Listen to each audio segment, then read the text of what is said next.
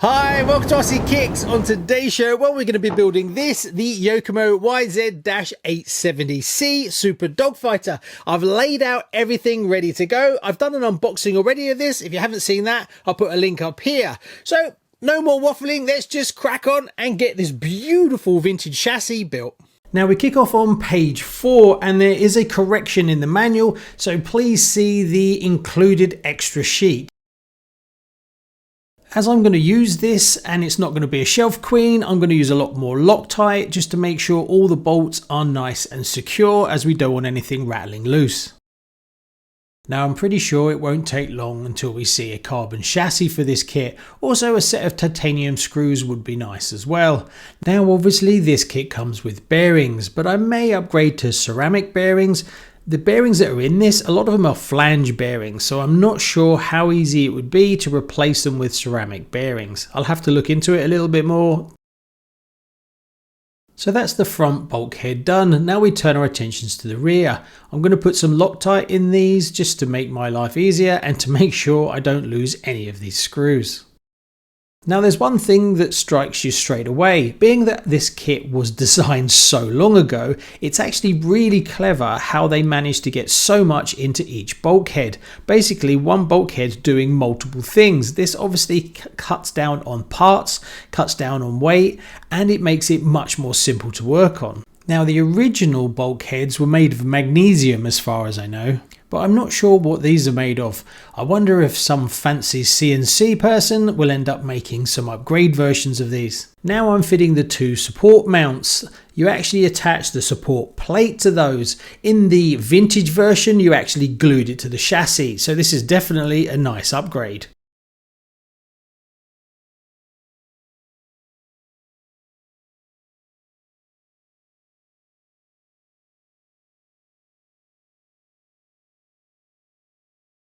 Now when you're going to fit the support plate, the easiest way that I found was to put this bolt in first, then attach the plate.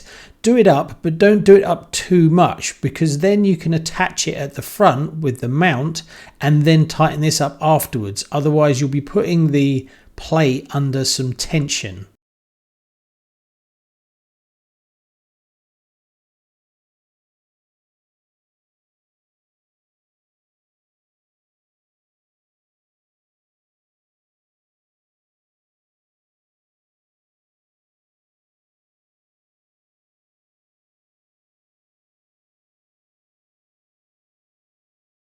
Just the front to do and the support plate is in place. Like the chassis, I'm pretty sure we'll see some aftermarket carbon versions of this. Now I don't think it's going to improve much, but it's definitely going to look good. Now we turn our attentions to page 5 where we build up the slipper clutch. Now don't forget there's 2 drive pins in this, so you need to make sure you put them in, otherwise you're going to be dismantling this again. And yes, Yokomo seem to really like their flange bearings.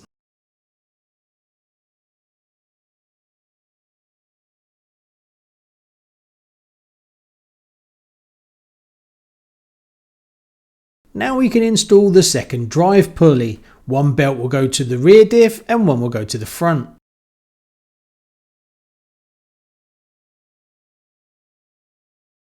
Now another thing I've noticed is when we fit this spur gear, in the manual it tells you to fit it a certain direction.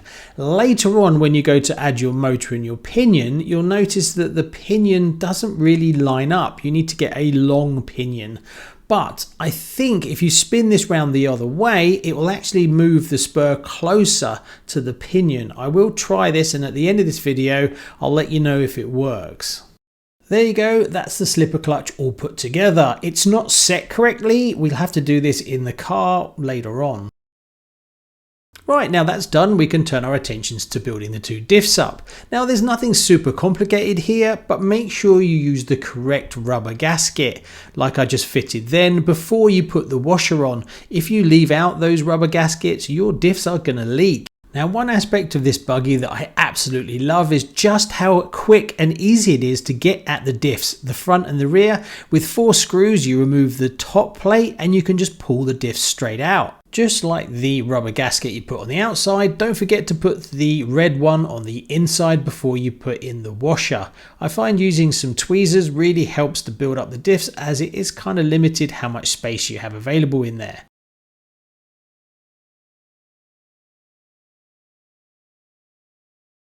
Now the kit comes with gear diffs. Will we see some ball diff options become available? I'm pretty sure we will. Also, whether someone will actually release some metal gears instead of the plastic ones. Now, one thing I did on my team associated B6.4 was I actually removed 2 of the planetary gears. Apparently this helps the buggy rotate. Now, I wasn't keen on doing that straight out of the box with this buggy, as they're running plastic gears, and I'm not sure whether they could cope with only having 2 planetary gears over the standard 4.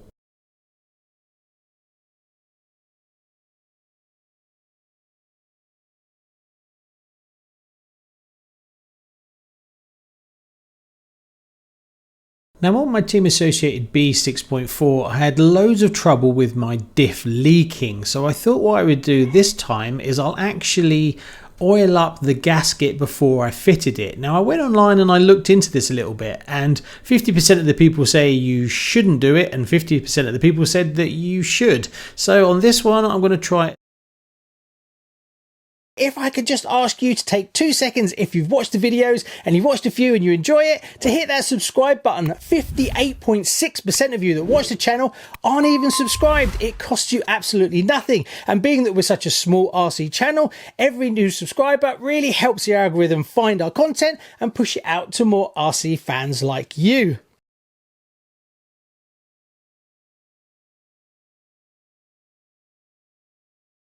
There you go, there's the diffs all put together. I've just got to attach the 4 screws to lock it all down.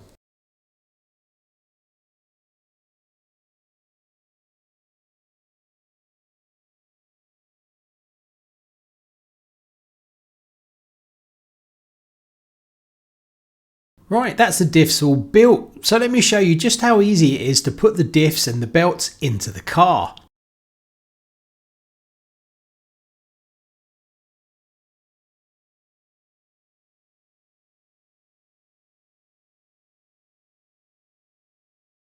Once the diffs are in, all you have to do is get the white caps, and there's 4 screws that holds them in place. It really is that easy. Also, check out my fancy new snips. Cool, huh? So with 12 screws, you can basically remove the front diff, the slipper, and the rear diff and both belts. Now I don't know about you, but try doing that on a Schumacher XLS.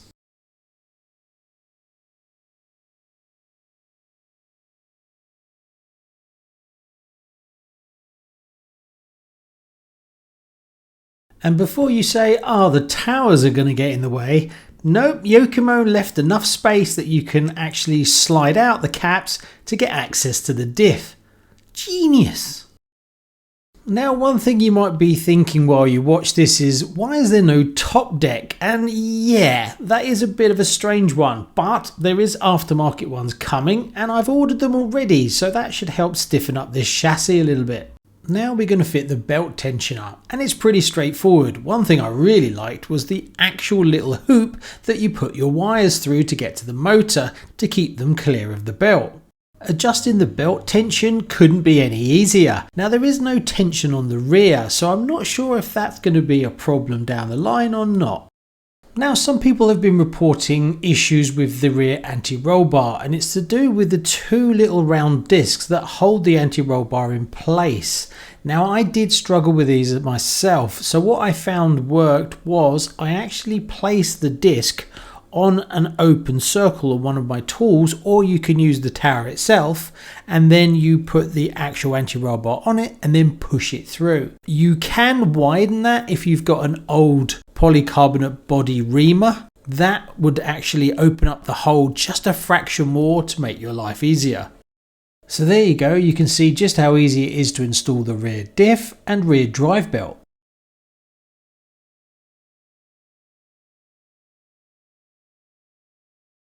So now we can turn our attentions to the rear tower, and yes, I've ordered these in carbon, obviously. Now normally when I'm ordering carbon towers for a race buggy, I'll try to go quite thick, but thinking about it on this one, I'm going to leave them the standard thickness, as if I have an accident, I would rather a tower breaks than the actual alloy bulkhead, because replacing that would be a lot more expensive and a lot harder to get hold of. Now you can see it's starting to take shape, and it's a good looking buggy, that's for sure. Now we turn our attentions to cutting the arms. Now they look the same, but the front and rear are actually different. There's some additional mounting holes in the front arms. Now with turnbuckles, especially racing buggies where you're going to be adjusting these a lot, I tend to grease them up a little bit. It just makes them so much easier to actually rotate when you're trying to dial in the car. Now I have to admit to you, I did make a mistake and I didn't notice until I'd actually finished the full build. Yep, it's the hubs. The hubs for this buggy, there's two versions. There's a thicker version and a thinner version that you see I'm fitting now. And I thought that the thicker ones go on the rear. Well, turns out I'm wrong. They actually go on the front. Sorry about that. Loctite. An Avanti driver's favourite tool.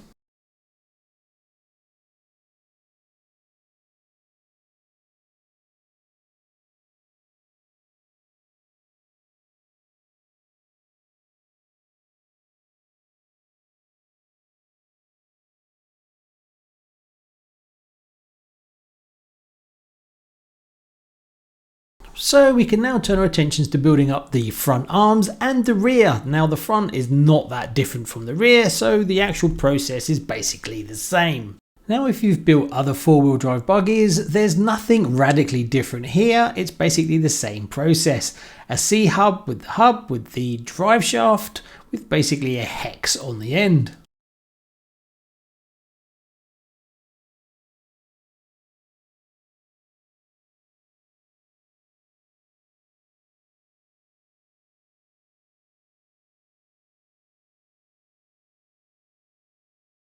Now I'm one for make do and mend using the tools you have, but I can highly recommend getting one of these. It will make your life so much easier when you're actually trying to fit your ball joints. Sure enough, another upgrade that's on my radar would be some titanium turnbuckles. Now if you don't like E-clips, you're going to want to look away, because all the pins for all four arms, yep, they all use E-clips. I must admit I did struggle a little bit to get the pins to travel all the way through, so if you have the same, don't force it. Just take your time, wheel it around a little bit, and eventually it will slide through, but it wasn't a case of just pushing it go straight through like you see here. There was quite a lot of wobbling around trying to get it to line up. Now I didn't shim the arms as per the manual, I actually shimmed them separately, and I used some extra shims that I had just to remove all the slop, as this is obviously going to be a racing buggy. There you go, E-clips, super easy. I don't understand what the fuss is about. Yeah, I might have deleted that and done that about 5 times. Shh, don't tell anyone. Now it's one thing that gets overlooked, especially if you're building shelf queens, is which way round your turnbuckles are. Make sure you have them all facing in the same direction. Otherwise, when you go to dial in the camber and like, you'll have lots of issues. There's all the front done. Let's just rinse and repeat and do the exact same on the rear.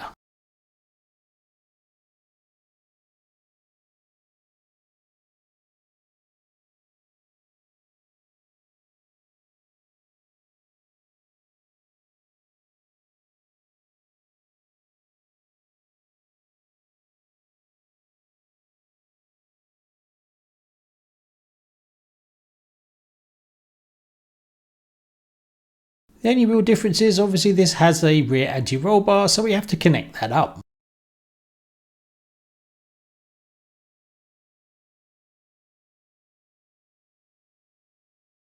That's all the arms done. We can turn our attentions to the steering. Very easy to put together. Also, the inbuilt servo saver is really easy to adjust. The only upgrade I'd like to see for the steering is to remove the steering rod. There's definitely some play in there and it's a little bit old-fashioned and flimsy.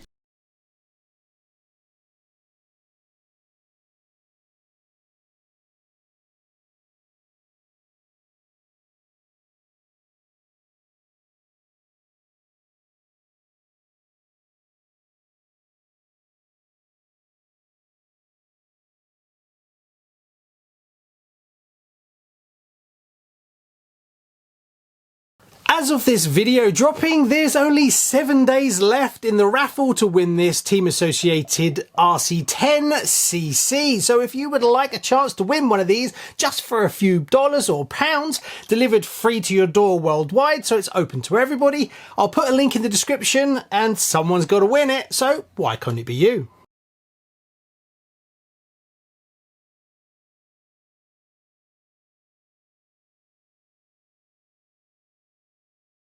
Like everything else on this buggy, fitting the steering to the actual chassis is really easy. You have tons of space, so if you had to repair this or replace it in a rush, it wouldn't be a problem at all.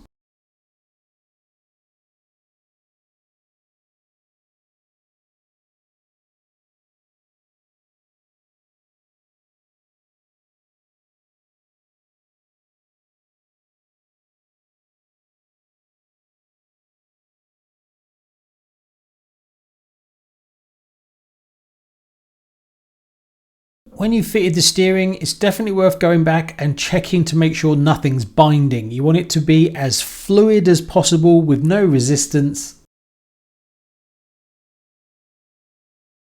Okay, so now we turn our attention to the shocks. Now this is one thing that I'm not overly sold on. These are tiny. The amount of travel that you have in the suspension for this buggy seems very small. Now what I've decided to do is I'm going to go and buy some B6.4 front shocks. Apparently the front ones will fit on this, on the front and the rear.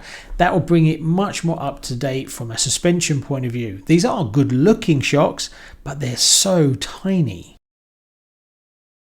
Now these shocks are a bit of a pain to put together, especially when it comes to bleeding them out, as there's no bleed valve, and because they're so small it's really easy to trap a lot of air in them, so it's going to take you a little bit of time to get these done correctly.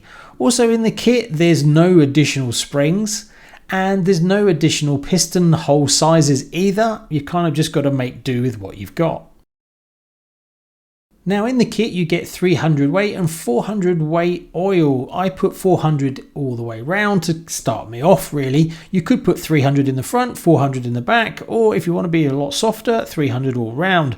Now I do plan to swap these out like I said, so this is really just to get me up and going. I may end up changing the rear to go a little bit stiffer. We'll just have to see how it handles. So my process for building shocks is basically have the piston almost all the way down, top up the oil, leave it for a little bit, then push the piston up a little bit. There's air underneath the piston that will then go into the oil and oil will be sucked into the bottom of the piston. Then leave it for a while, top it up again, then move the piston up and down a few times and then have the piston almost at the top before you put the cap on.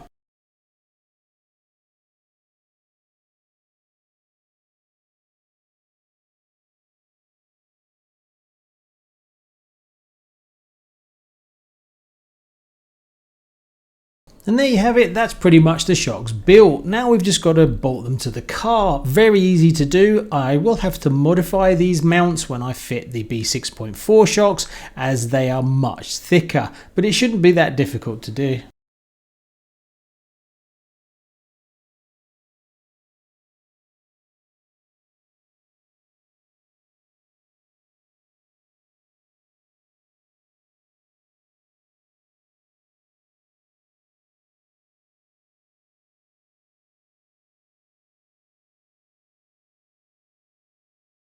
And the fronts are mounted up pretty much exactly like the rears.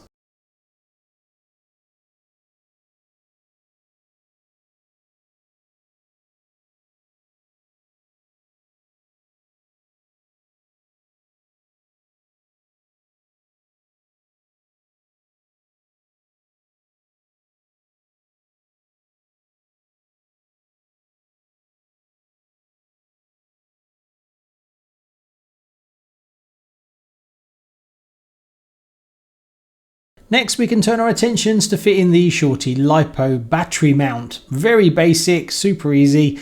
I'm pretty sure we'll see some modifications to this to make it much easier to get the battery in and out. I have very low COG batteries, so I'm going to have to modify it a little bit to be able to get it to press down on the battery to keep it in place. I don't want the battery flapping around inside, so I'll have to modify it up a little bit.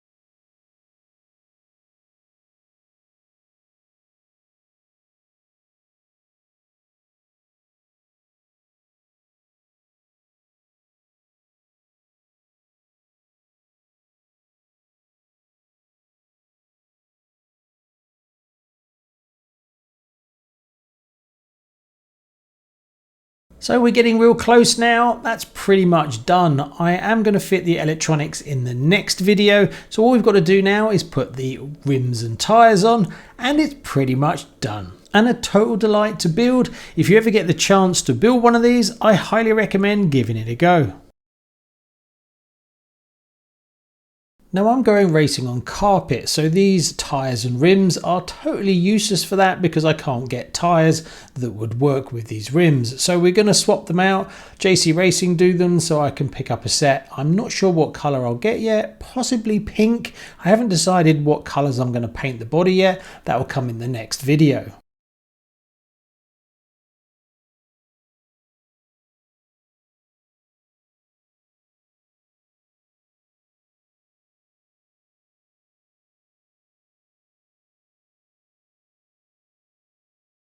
Like always, I'm running low on servos, especially race servos. So I'm going to have to pick up something reasonably priced, but it's got to perform. So I'll order one of those as well, so it'll be here for the next video.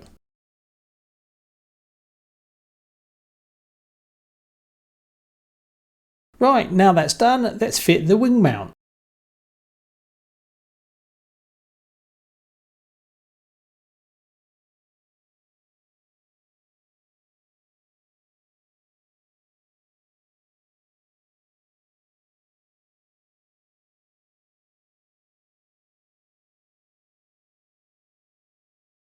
So there you go, after a good few hours spannering, I have a finished chassis. But do I still think at £500 it's a little bit expensive? Well, you just have to wait to find out. So there you go, that's my first ever Yokomo racing buggy. Now what do I feel after I built it? Well, I like it more now than I did before I bought it. It is very different, and one thing that I didn't know until after I built it was just how much thought went into the layout and the design of this. A lot of buggies, when you build them, when you have to work on them, especially if you're at the track, is a nightmare. Whereas this, you get the real feeling that they've sat down and designed it to be as simple as possible to access areas of it, repair it, fix it. The only thing I think that could be improved is doing away with those E-clips on the actual pins and changing those out. If you could do that, that would also help how fast you could remove the arms. But get access to the diffs, the slipper, your electronics, there's tons of space. So you can run all types of different electronics. You want to do a low profile servo, a full size servo, no problems at all. You've got all the space in the world. It's now set up to run LiPo shorties, which is great.